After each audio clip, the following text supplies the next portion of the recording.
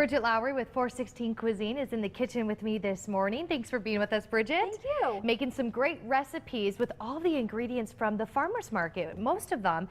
And what's best is you're taking care of some of the work for the folks in this recipe. So tell me about what we're making. Sure. Well, we're going to make stuffed mushrooms, everything found locally at the market, and then pairing them alongside ravioli that I have already made in several different varieties. I've got a few different ones for everyone to sample here.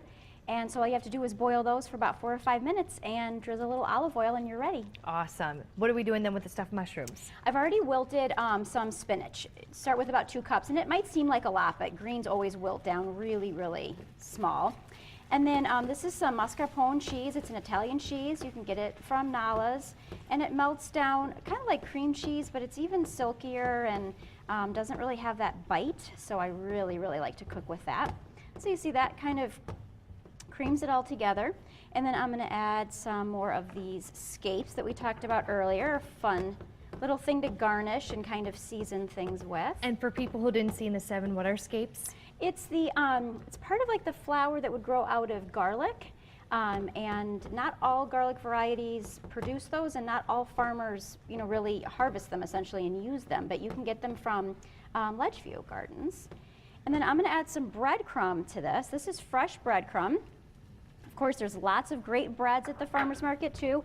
None of them have, you know, preservatives, so they're not going to last necessarily as long. But if you don't get through the loaf, just throw it in your freezer, and then when you need breadcrumb, just put it in your food processor, and you've got fresh breadcrumb that really you'll taste a huge difference with. What a good idea. Yeah, so that is just gonna be all ready. Turn the heat off here. And I've got some mushrooms. Got some mushrooms from the Mushroom Ladies. These are white button mushrooms. I chose those because they were a little bit bigger than the creminis. So it'll be easier to stuff. So if you can hop in there. Can I hop in there? Absolutely. And then you obviously took out that. Yep, washed them, popped out the stem, and you can kind of pull back some of the underneath area too to make it a little bit easier to stuff. Okay. And I'm going to get some out of the oven, if that's all right. Go right ahead. How long are you going to cook these for? They're going to go in a 375 oven for about 15 to 20 minutes until the mushrooms were tender. When I did it last night, it was right at 15 minutes. So, yeah, so you could certainly add some extra breadcrumb on top in the last, minute or 2 to get those toasted. So those are nice and bubbly.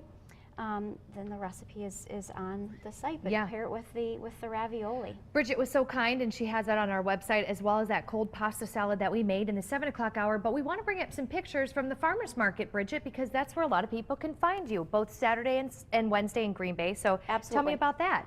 Yes, I have booths at both the markets. Like Emily said, those are the breadsticks.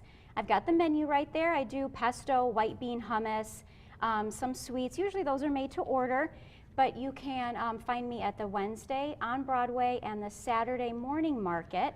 I'm usually the person wearing the Anything is Possible t-shirt. I also do corporate gift boxes as well. It's an image of the breadsticks there, ready to be sent out. And I have to say, they're full of flavor. The breadsticks, the noodles, it's unbelievable how much flavor you have jam-packed in them. So they're great stuff. You can go to our website to learn more too, because you can also find Bridgett on social media. And then you can find the recipes, like we said, fox11online.com. Don't go anywhere though. Good Day Wisconsin will be right back.